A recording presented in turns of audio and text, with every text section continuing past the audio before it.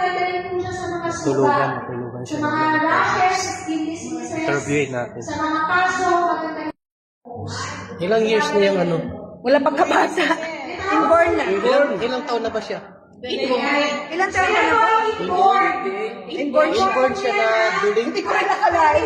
Anong duling niya? Anong ano? Siksik? Ang halibong? Pero dahil sa Fairmax, nagkaroon po tayo sila. Hindi ka? Ayan, sa going back po, matapos po Tuwan-tuwa si tayo. Madam.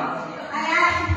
Ang ating pong Inuman Fairmax na duling. ay nanotechnology. Okay na siya. Dumit na May siya. mabilis po yung absorption and teeth absorption po siya. First time papahirap. First First time.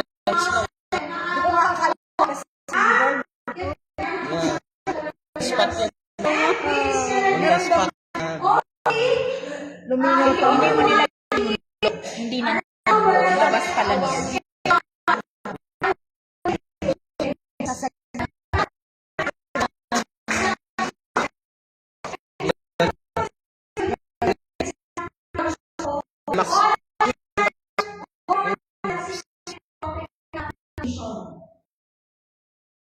Ano po? Tuwan-tuwa na si Madam. Tuwan-tuwa na siya kasi inborn. Hindi ko Bakit rin siya? alam na inborn gagawa ng Ang product. electric cream na to, na Automax, hindi po mukhang binaw. So, halos hindi na po kayo makakawa. Malambot mo.